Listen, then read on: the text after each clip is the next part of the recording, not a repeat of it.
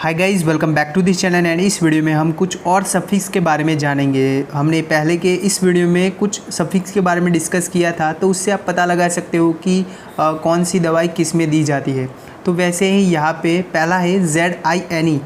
अगर ये सफिक्स लगता है तो आपको समझना है कि ये जो दवाई है वो एंटी हिस्टामाइन दवाई है। मतलब कि जो नाक का बहना है, देन खुजली होती है, आँख का इन्फेक्शन, जहाँ पे कंजक्टिवाइटिस, जहाँ पे आँख है वो ऐसे पिंक बन जाती है, जिसको पिंक आई भी बोलते हैं, तो इस कंडीशन में भी लेते हैं। देन एंजियोइडेमा, मतलब कि चमड़ी की सूजन होती है। देन दवाई के कुछ साइड इफ़ेक्ट होते हैं, कुछ दवाई जो लेते हैं उनके साइड इफ़ेक्ट की वजह से जो एलर्जिक रिएक्शन होती है, तो उसमें भी हम जो दवाई लेते हैं वो होती है एंटी हिस्टामाइन दवाई।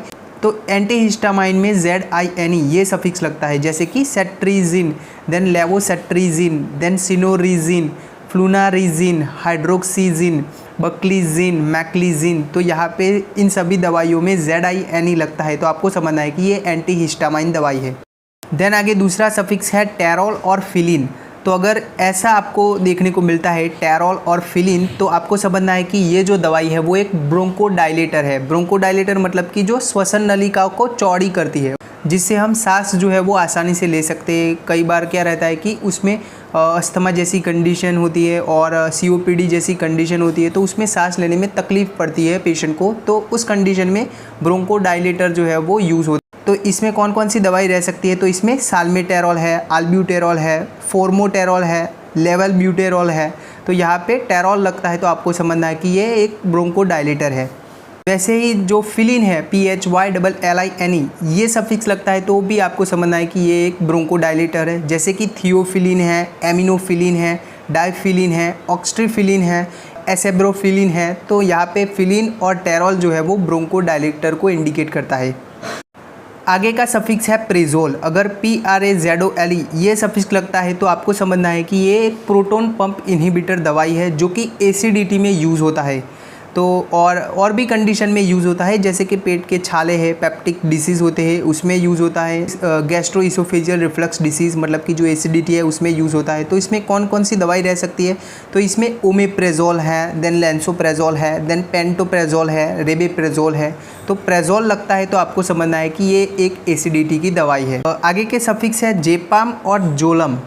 अगर ZEPAM जेपाम लगता है, ZOLAM जोलैम लगता है, तो आपको समझना है कि ये एक बेंजोडाइजेपाइंस दवाई है, जो कि एंजाइटी है, चिंता कर रहा है पेशेंट ज़्यादा, उसको नींद नहीं आ रही, इंसोम्निया का पेशेंट है, और सीजर मतलब कि ज़्यादा उसको फिट्स आ रहे हैं, दौरे पड़ रहे हैं, इपिलेप्सी है, उन सब के। तो उस कंडीशन में जो दी जाती है दवाई वो होती है बेंजोडाइजेपाइन। तो इसमें ZEPAM और ZOLAM ऐसे दो सफिक्स लगते हैं। तो उसमें देखें तो लोराजेपाम है, देन फ्लूराजेपाम है, ऑक्साजेपाम है, देन टेमाजेपाम है, डाइजेपाम है, क्लोनाजेपाम है। तो यहाँ पे जेपाम लगा तो आपको समझना है कि ये एक ब्रोंकोडाइलेटर है। वैसे ही आगे देखें तो ZOLAM लगता है, तब भी आपको समझना है कि ये एक बेंजोडाइजेपाइन दवाई है, जैसे कि एल्प्राजोलम है, ट्राइजोलम है, इमिडाजोलम है। ये सभी वो होते हैं बेंजोडाइजेपाइंस। आगे का सफिक्स है VIR वीर, जो कि एक एंटीवायरल को इंडिकेट करता है। मतलब कि जो वायरस के अगेंस्ट जो दवाइयाँ ली जाती है, तो उसमें जो सफिक्स लगता है वो होता है VIR वीर।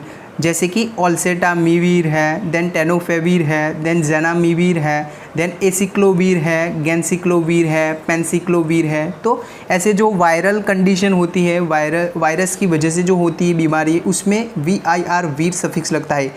और ये किन किन में दी जाती है, ये हर्पिक्स सिम्प्लेक्स वायरस है, या फिर हर्पिक्स जोस्टर वायरस है, या फिर जो इन्फ्लुएंजा वायरस है, और साइटोमेगालो वायरस है। तो इन सभी वायरल कंडीशन में जो दवाइयाँ दी जाती है उनको बोलते हैं एंटीवायरल ड्रग।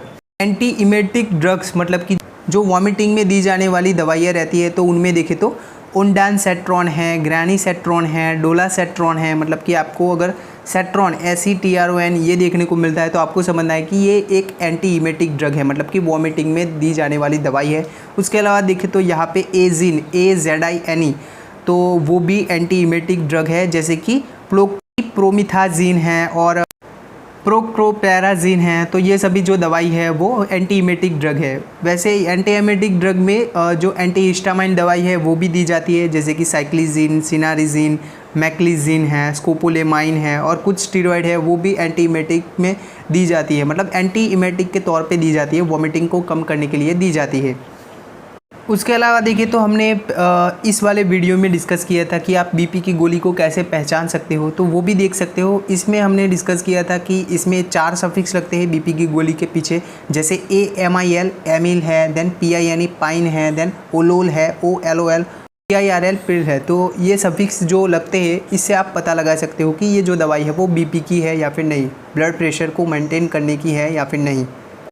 जैसे कि वेरापैमिल है तो एमिल लगा तो ये एक बीपी की गोली है। जैसे कि डिपाइन, हमने आगे बोला कि पाइन PINE लगता है तो वो भी एक बीपी की गोली होती है। जैसे कि निफेडिपाइन, एम्लोडिपाइन, फेलोडिपाइन है, निजोल्डिपाइन है, तो ये सभी बीपी की गोलियां हैं। उसके अलावा देखें तो PIRL प्रिल रखता है तो भी ये बीपी की गोली को इंडिकेट करता है। जैसे कि कैप्टोप्रिल है, एनालेप्रिल है, बेनाजेप्रिल है, तो ये सभी।